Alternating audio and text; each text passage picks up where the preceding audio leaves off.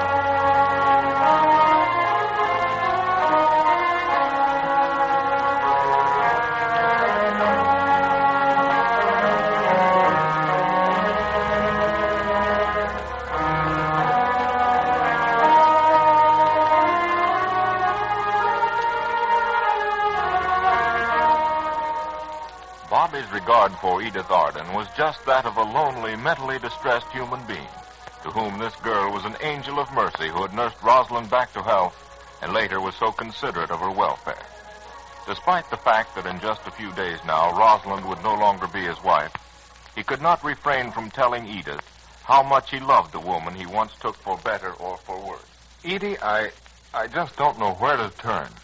I feel caught between what was yesterday and what might be tomorrow. I can say honestly and sincerely, why not wait until tomorrow comes? It can't possibly be any better. It's just got to be worse. Oh, you know, Bob, that Rosalind isn't going to bite you when she comes home. Anything you want to do for your peace of mind or happiness, that's exactly what she'd want you to do. I know, but how can I ever find peace of mind or happiness? Oh, it comes in so many different ways, and when we least expect it. And peace of mind, Bob, after all, is in the mind. You won't find it any more 1,000 miles away than at home.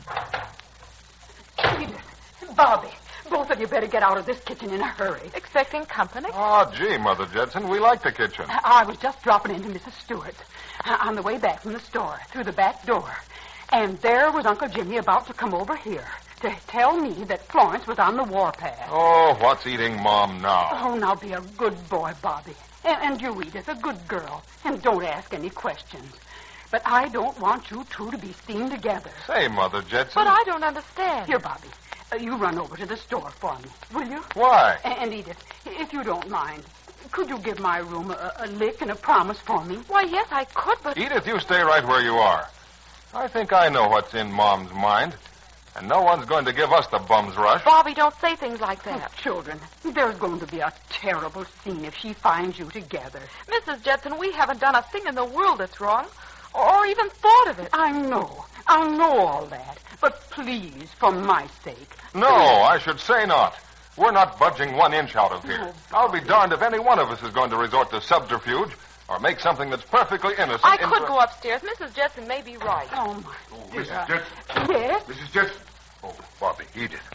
Why don't you children just light out for a few minutes until the storm blows over? We're staying right here, Uncle Jimmy. We haven't done anything wrong. Oh, Uncle Jimmy, I tried to tell them that... Oh, I know it's all very childish, but you know your mother, Robert, and she fears... Very nasty, evil-minded suspicion. Bobby, shh. Look, Edith, you've got a good head on your shoulders now. I offered to do that. In fact, I started out of the room, but Bob doesn't want me to. We're standing our ground. This is one time in my life when I haven't even attempted to do anything wrong. And I'm not going to be punished for a crime I didn't commit. Oh, it isn't that serious, son. It's more serious, Mother Judson. Oh, dear. I guess if you insist on being found together in this kitchen, there'll be a very old nick to pay.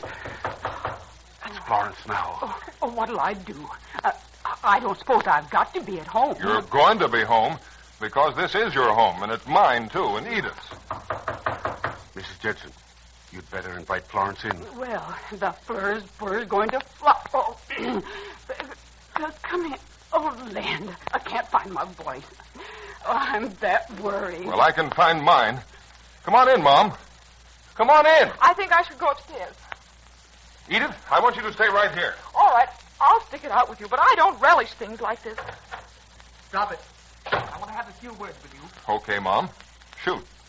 If you all don't mind, I'd like to speak to my son alone. Don't go, any of you. Mom, this isn't your home.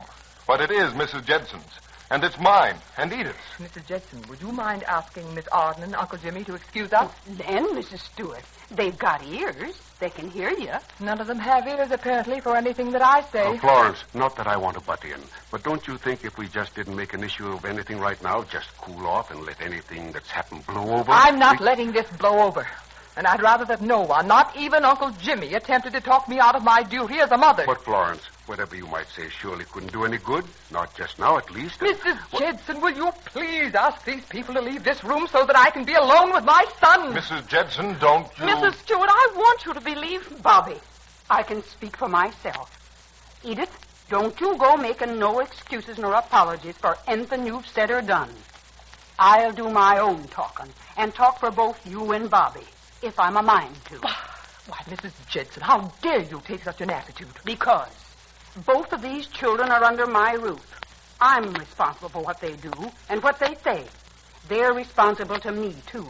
And on both sides, we've got a mighty clean bill of health. I'm afraid, Mrs. Jedson, that you're very much inclined to overlook things. Florence, one word usually leads to another, and before any of us know it, we might suddenly find ourselves quarreling. Look now, everybody's beating around the bush. Everybody's getting just a little madder without saying what they mean.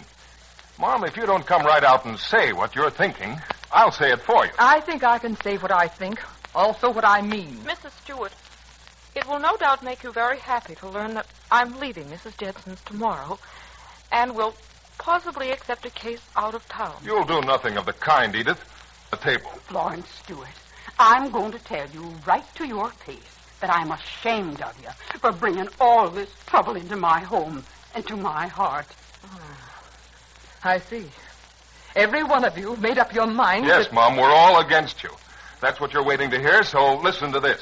While we've got you here... I don't think I have to listen. Neither do I have to stay here to be insulted. Not by my own boy. Mom, you're going to listen. Listen to every word I've got to say. Bobby, don't. Mrs. Jedson, don't let him.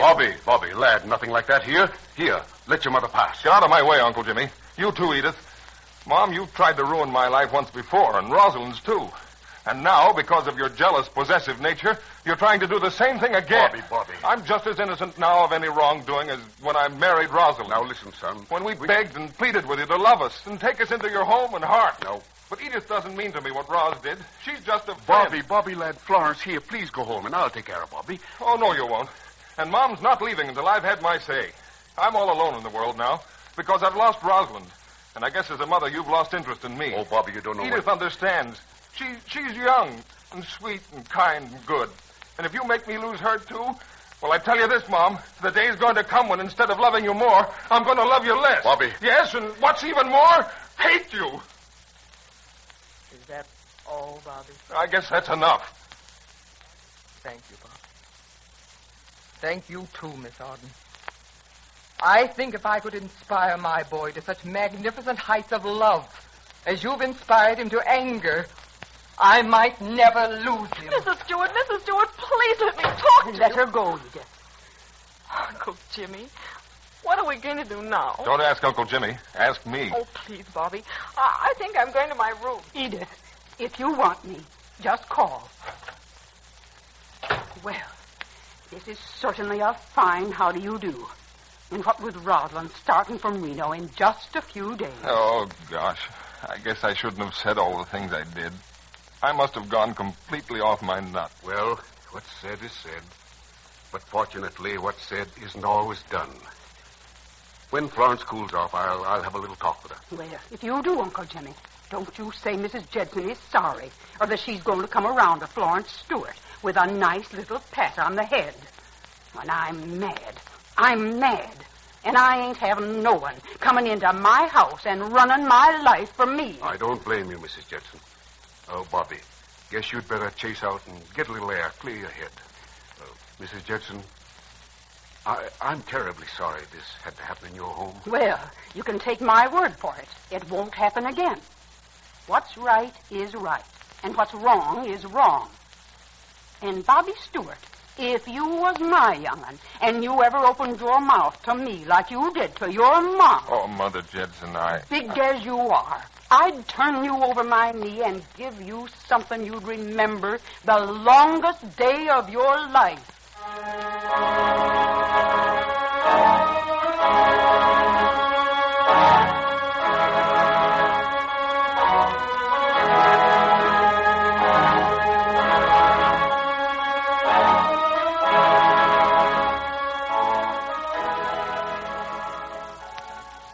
Gosh, I'd like to have been there. So would I. Dorothy, Johnny, I want you to make just as little noise as possible because Mother has a very, very bad sick headache.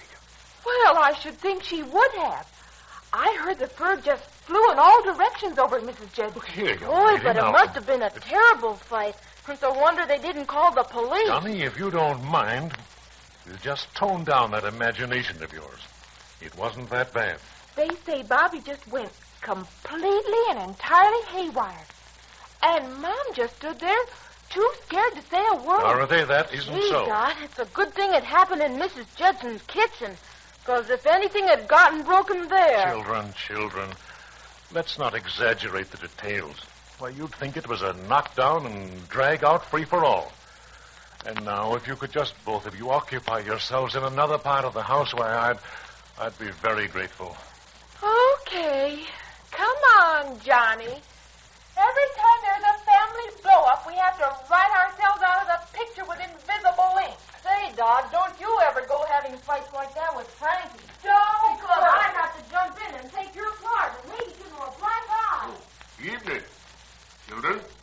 Dorothy. Johnny. So Uncle Jimmy is completely and entirely overlooked in the grand shuffle. Oh, Uncle Jimmy.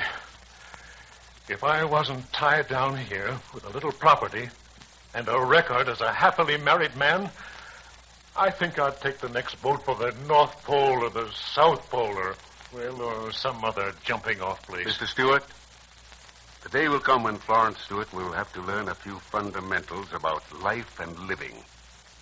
And one of them is to look for the best and not the worst in human nature. For whatever you look for, you'll certainly find.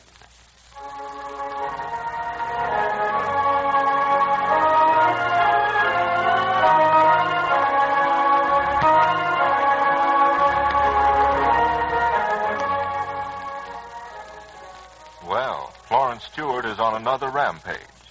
Will Uncle Jimmy be able to avert a new crisis in the affairs of the Stewarts?